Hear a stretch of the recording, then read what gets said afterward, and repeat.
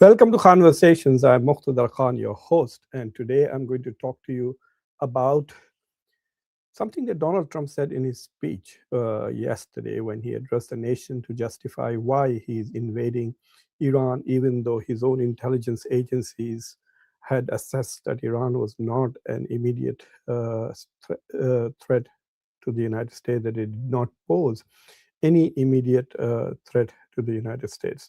So, in spite of that, Trump has invaded Iran. It is not going according to plan. He bragged a lot about it. And one of the consequences of that has been that Iran has shut down the Strait of Hormuz and the oil market has really gone up.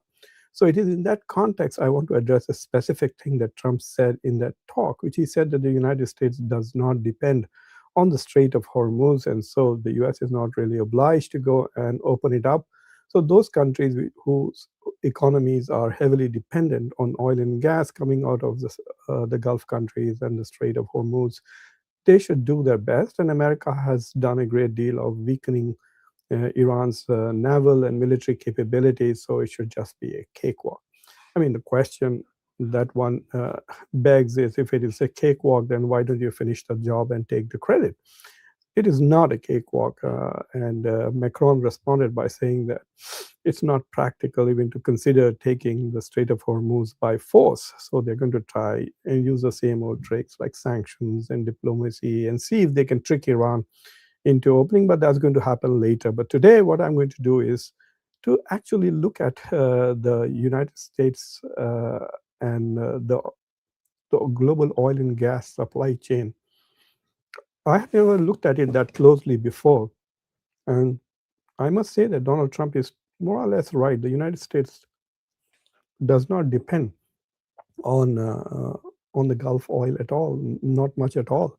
And he's also right when he said the United States, I mean, he was exaggerating, I think, when he said that the United States produces more oil than Saudi Arabia and Russia combined, who are the second and third largest producers of oil. But so this is what I'm going to do today. First, I'm going to show you what's happening with oil prices and the stock market, because there's lots of rumors here in the United States that the Trump administration is playing the market and making money through insider trading. And so people, friends and relatives of the administration are in know of the various things that either President Trump is going to say or do, and based on that, they're playing markets. There is also this evidence that someone had placed a massive bet on oil of over $580 million. So that is a rumor that is persisting this administration, which even some MAGA speakers and MAGA advocates recognize that this is perhaps one of the most corrupt administrations that we have had in a long time. I mean, if you just look at the role that Jared Kushner plays, he's not a sworn to service to America. He's not an employee, but he's playing a role in some of the most critical negotiations that are so deeply, shall we say, connected and impactful of U.S. national security, and he does not have any position. His only position is that he's the son-in-law of the president, and he gets to go where where even very senior people do not get to go. Like he goes to negotiate with Putin and others. Marco Rubio, who is both the Secretary of State and the National Security Advisor, does not enjoy the privileges that Jared Kushner does, and some of that could. So I don't know whether he's constrained by his investments and strategy of if you are in the government, you have to put your money away, etc. There are some rules, some basic rules designed to at least show that people who are in government are not benefiting from the insider knowledge. But anyway, so this is what I'm going to do. I'm going to look at the oil prices, share it with you, make a few comments about that, and then I will show you as to which are the top producers of oil, which are the top producers of natural gas, which countries are the top exporters uh, of oil and natural gas, etc. So basically, some broad overview of the global order of the oil supply chain. Okay, so here we go. So this is not what I want to. This is the price about half an hour ago of a Brent oil. It is 109 degrees, $109.05. This really shot up when Donald Trump announced 2 days ago that he was going to end the war in 2.5 weeks, 2 to 3 weeks. The price fell from about $116, $115 to one or two, $101, $102. In fact, it did even dip below 90. No, it did not. Yeah, it did. I need to show you another one. So if you look at this is for the whole 1 month. So towards the end of March, it did dip below 100. So this is where Donald Trump, if you can look at this is where this was around 29th of September, of March. This is when Donald Trump said that he's going to end the war in 2 to 3 weeks, blah, blah, blah. And there was all these hectic discussions about ceasefire. This is where people were making those bets, thinking that the war has come to an end. And so suddenly the price of Brent oil had dropped. But after listening to Donald Trump's speech yesterday, the purpose of the speech was to bring down the price of oil and let the stock market go up. That's what Donald Trump was trying to do. He wanted to reassure his supporters that, look, this is no big deal. We are winning the war. Don't listen to the media. This whole idea that Iran is surviving, etc., is rubbish. We have destroyed their air force. We destroyed their navy. We have destroyed everything. We are just bombing them back into the Stone Age. And that's what Donald Trump was saying. And then look at this. After his speech, Iran shot a barrage of missiles at Israel, causing very severe damage to the infrastructure there. And as a result of that, I mean, the US and Israel have also responded by destroying, I think, the biggest bridge in Iran. But the price of oil went back to 109. So Donald Trump's whole purpose with that speech was to try and reduce the price of oil. That didn't happen. And then if you look at the month, the stock market, if you look, this is for 1 month. Donald Trump was taking a great pride that the stock market had hit 50,000. That was in February last year. So if you look at this is no, it was in around February of this year. So if you look before the war, definitely it was about 50,000. I think on February 9th, 50,000. That is the Dow Jones Index. On February 9th, it was 50,000. I have it here for just 1 month, so it is from roughly March 2nd onwards, and it was 49,000 even in the beginning of this of March. And now it is 46,000. So you saw this dip. It had gone really down here.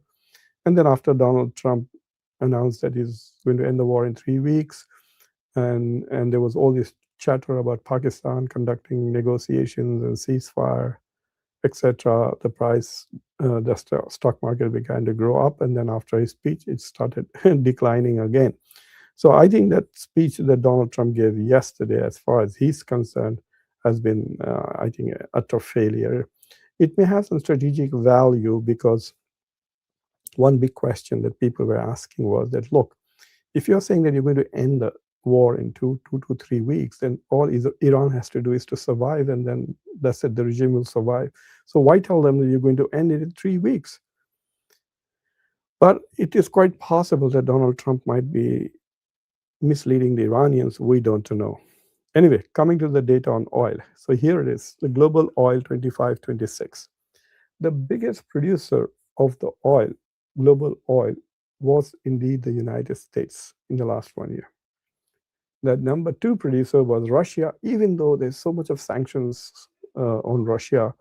It's amazing that it's still producing oil. Yes, a lot of it must be using for its own war purposes. But this is a credit to both India and China, who have basically kept Russia's boat floating by buying a large amount of Russian oil, in spite of the sanctions imposed by the US and European allies. So Russia is the second biggest producer of oil, and the third biggest is Saudi Arabia. So, and then Canada, and then Iraq. So what is interesting is that in the last few years or few decades, you can say that the share of OPEC in the Middle Eastern countries has reduced. So if you look at the top 5 countries, 3 are Middle Eastern countries that produce oil. We don't have Venezuela here, which has one of the highest reserves of oil. And if there are huge investments, if the US makes a lot of investments in Venezuela, you will see that Venezuela will probably exceed Iraq, most definitely, or even Canada go up. Iraq and Canada are roughly the same. They produce the similar amount. Now look at the net exporter. Even though the US is the biggest producer, the Saudi Arabia is the biggest net exporter of oil. And so basically what that means is that the United States produces about 300 billion dollars worth of oil, 250 to 300 billion, but a lot of it is also used domestically. So the United States is not among the top 5 exporters of oil, even though it is the biggest producer of oil. So the biggest exporters are these Middle Eastern countries because they produce far more than they consume. So even Russia, look, second biggest producer, is not in the top 5 in terms of exporters. So what's happening is that these countries, because they have very small populations, except for Iran, which has 92, Saudi Arabia has about 35 million people. So they produce a huge amount. They have very small populations, so the consumption at home is uh, not significant, and so they're able to export much of what they produce. Whereas the US, with a population of over 350 million, nearly 240 million cars in this country, heavy consumption of gas. Plus, we use energy for lots of, we are the second biggest industrial power in the world. America's industrial output is over $3 trillion. So, so yes, we use a lot of oil and gas.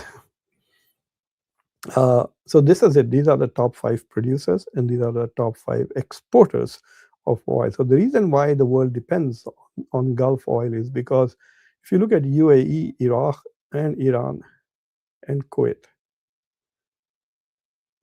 most of their oil comes through the Strait of Hormuz. These are the top 4 of the 5. Saudi Arabia at least has partial oil coming out of the Red Sea through the port of Yanbu, but all of this is coming out of the Strait of Hormuz, and that's why what Iran is doing is having a huge impact on the global economy, on the supply chain of oil, etc.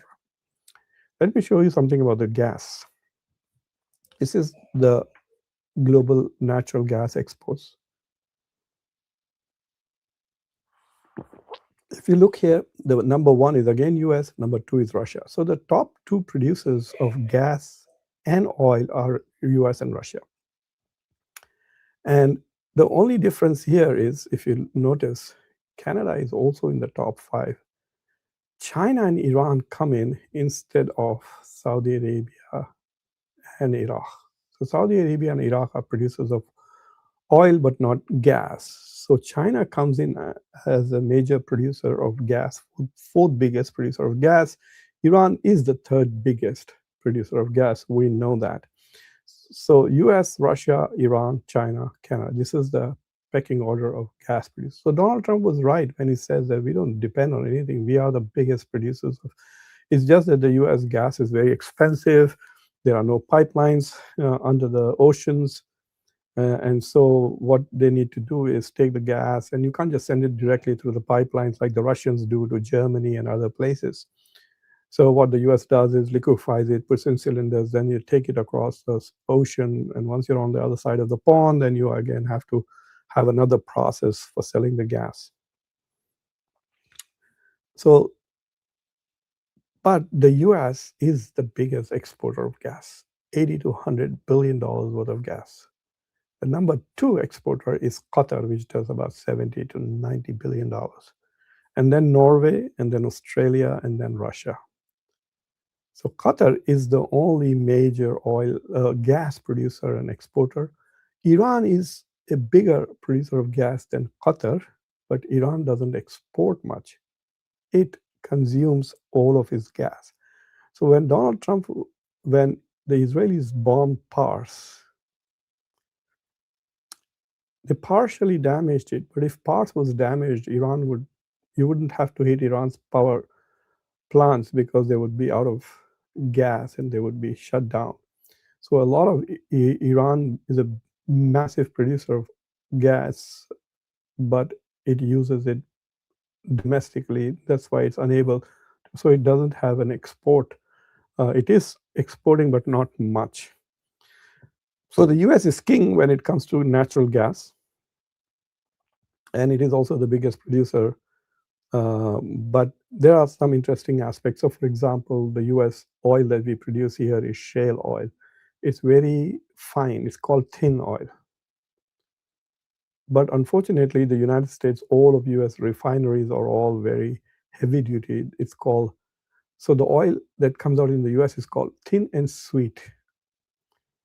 But all the refineries are designed for sour, salty, or thick kind of. So what happens is that the U.S. for domestic consumption has to it exports shale oil and then imports crude oil in order to refine them and use them at home. So the new investment that they're making in Texas, which is partially funded by the Ambanis of India, Donald Trump called it a $300 billion refinery and is saying that it is something that hasn't happened in the US in 50 years or whatever it is. I think that is going to be basically designed to refine shale oil that is produced in the United States. So now let me show you US exports of oil. So US oil exports, which are not much, but it's still quite a bit. So the US exports to Mexico, to Netherlands, to Canada, South Korea, and the fifth one is Turkey. So Turkey is one of the bigger recipients of US oil, and I found that very interesting. So the biggest recipient of US oil exports is Mexico.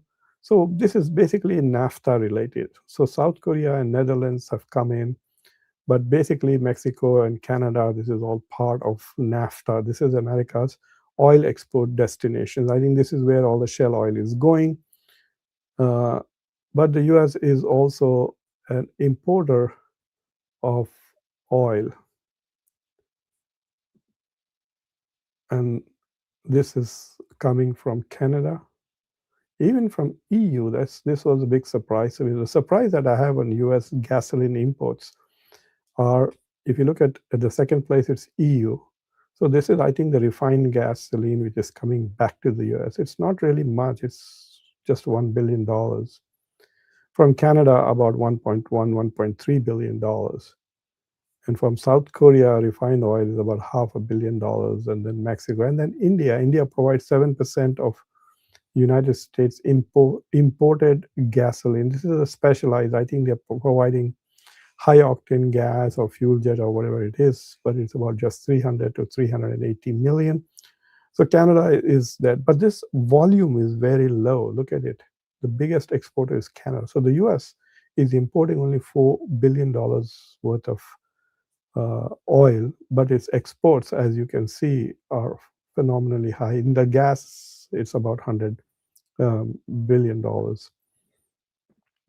So this is where you can see US gas exports to Mexico, to Canada. Turkey is the third biggest recipient of LNG, liquid naturalized gas, and then UK and Germany are the fourth and the fifth.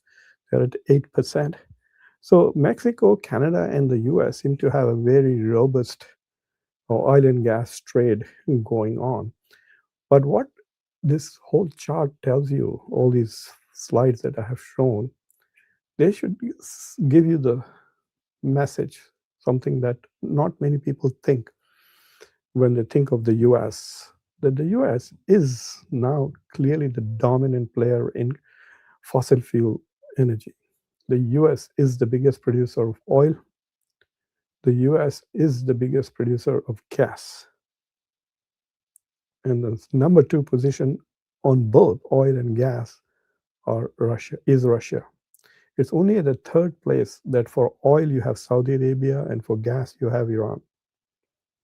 And then you have Canada in the top five again for oil and gas. So the North America including Mexico, is also a major producer of oil and gas. So what is interesting is that North America, I think I need to take a second look. I need to build another chart and see. In terms of production, I will not be surprised if North America produces more oil than the Middle East. Now, Middle Eastern countries with small populations there's no 100 million country in the Middle East. I think Egypt is, but Egypt is not a major oil producer. But Mexico is a big country, so is the US. So between US, the North America, we are about 500 million people. And I think we consume a lot of it. And there are close to 300 million or more cars in this country, in this continent. And so that's why we are not big exporters of oil, but we are definitely the biggest exporter. The US is of gas. So that's one takeaway, that US is. The second thing is that the US has zero trade with the Middle East, whether it's oil or gas. So we neither sell nor buy from them. The only relationship that we have with is we make them do their business in dollars, and what we do is we then take back that money by making them buy weapons from us, and then they're also making them invest money and give us expensive gifts like jet planes, etc. So we take that money back very quickly, various ways. So that is the second point that I want to make. So theoretically, if the United States were to withdraw from this war after 2 or 3 weeks and leave the Strait of Hormuz under control, and if Israel does not end the war, then this war could last months and months. The invasion of Ukraine still going on. It's more than 4 years. And we are in the 5th year of that war. So if Israel and Iran continue to take pot shots at each other, then the European Union, all this, Starmer had a meeting today where he invited 40 countries to come, and they're planning. So today they talked about coming up with diplomatic and other ways of dealing with Iran's occupation of the Strait of Hormuz, as they call it. They condemned Iran. Next week, they're going to come up with a military plan. But even they are not going to get into the middle of the fight. They said they will start providing security for the Strait of Hormuz only after the end of the war. And if the war doesn't end, then what? Then we are stuck with this scenario with oil prices hovering over $100. And now, Donald Trump probably thinks that it's not going to affect the US because the United States has nothing to do with their oil or gas. But the problem is, for the US, is that there's a global market of oil. So if there's a shortage from the Gulf oil, then people are willing to pay the market price for American oil and American gas. So American companies will sell it to whoever is going to pay them the best price. They're not going to sell oil. So if the oil is selling at $100 in the global market, the American oil companies are not going to sell it at home, say, for $90 or $80, so that the American consumers enjoy the benefits of being producers of oil. Now, what the oil companies are going to do is sell it at the market price to whoever buys it. So even though US is completely independent of the Gulf crisis, the American consumer is going to be paying the global rate regardless of what happens. That is why now nearly the average price of a gallon of gas has gone from $2.93 to $3 to $4, basically by $1 here in the US. And diesel has gone above $5.50, which is very important because it impacts industrial production. So anyway, I thought I will give you this picture about the global oil supply chain. And so who's the boss? It's very interesting. The United States and Russia are the bosses. When it comes to oil and gas, they are the top 2 producers. North America also has Canada in the top 5. When it comes to oil production, Saudi Arabia is number 3, Iraq is number 5. And when it comes to gas, Iran, even though it is the 3rd biggest producer, it does not export and only Iran figures in the top 5 from the Middle East and the Gulf in the top 5 producers of gas. And in terms of exports, yes, Qatar is the second biggest exporter after the United States. The US exports over $100 billion worth of gas, and a lot of it is because of the Russian situation, war. The Europeans are forced to buy expensive gas from the United States rather than buying it from Russia. If the war ends, I think the United States exports of gas might fall and perhaps even reduce the price of gas right here. Anyway, so that's what I wanted to share with you. So I hope you found this conversation informative and interesting. So please don't forget to subscribe to the channel, like this video, press the bell icon. Don't forget to share this video with your socio-political network. For those of you who are in India and Pakistan and Bangladesh and all over the world who understand Hindi and English, I will be doing another show in 34 minutes from now. That will be 10 a.m. India time. And that show is about a plan that has been leaked to the Washington Post, according to which it appears that Donald Trump might be planning a very risky military attack on Iran's nuclear facilities to basically steal the enriched uranium or seize it or capture it, whatever word you want to use. So apparently they are planning to land thousands of paratroopers deep into the Iranian territory. So I'm going to go through the plan and then I'll provide some analysis and critique. I think this is a very stupid idea. But the Trump administration is doing stupider and stupider things. I want to leave you with some announcements, and the announcements is that the two important figures in the Trump administration have lost their job today. Donald Trump fired Attorney General Pam Bondi for her mishandling of several things, especially the Jeffrey Epstein case. And Pete Hegseth has fired General Randy George, the highest ranked military officer in the Pentagon. He is the chief of army staff. So it's like saying he's the Asim Munir of America. So Pete Hegseth, the Secretary of Defense. In Pakistan, you cannot imagine the defense minister firing Asim Munir. Asim Munir might actually fire on him if he does that. But here, Pete Hegseth has done something profoundly stupid, and people are very, very upset, apparently, in the military. It's going to bring down the morale of the army, besides all the religious crap that he has brought into the culture of the Pentagon. Anyway, so thank you for watching. If there are any questions, I'll be happy to answer. I see a lot of members here. Jilani Sabun from Kashmir, Walaikum Salam to you. Mark has asked very interesting questions in the past. Let us see what he says. Our India is running and controlled by the Zionist regime. They control us via the EVM machines. They control us via the spyware such as Pegasus. They control us via the Epstein files. Yes, I mean, there's a huge debate going on now in India as to why Prime Minister Modi is so silent. You know, he was very big on saying this is not an era of war to Putin. And then when he goes to Israel, rather than condemning Israel for its genocidal actions in Gaza, or at least expressing sympathy for all the 70,000+ women and children who died in Gaza as a result of Israel's war, he said nothing. He said absolutely nothing except to say, we stand with Israel with full conviction. And so there are many questions being raised. I myself have written several articles on that. We've done some shows on it. But I noticed that even the so-called supporters of Modi, like Smita Prakash of ANI, is beginning to ask this question as to why are we silent? And the fear is that, oh, if we are silent, then Donald Trump will cut off access to technology. That is, so all this talk about India being scientifically well developed is rubbish. They're just getting American technology, and they're worried that they will not have access to US technology if they upset Donald Trump. What does Mr. Sabun say? I thought USA is destroying the University of Medical Facilities, Bridgewater, and other provoking.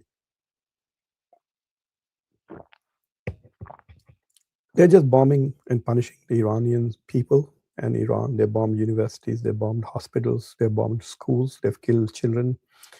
you know, so they are going to keep targeting. In fact, they're very proud of it.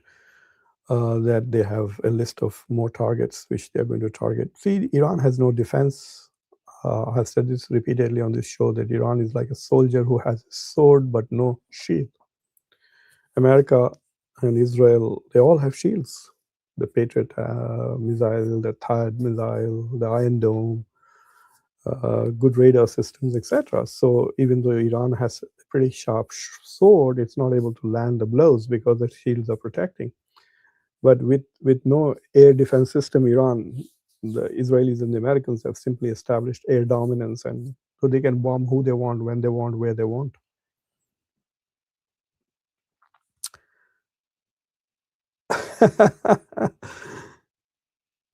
This is an interesting reference to the movie Dhurandhar. I've not seen Dhurandhar 2. Apparently, it's a lot of more propaganda.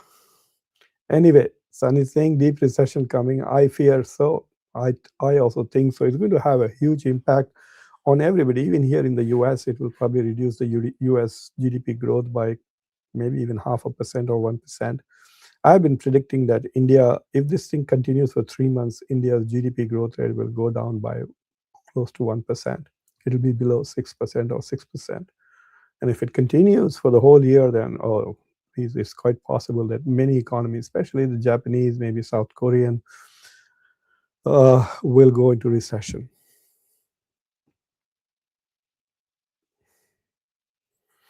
Guys, thank you for watching. For those of you who understand Hindi and Urdu, please come back in 30 minutes. Take care. Bye.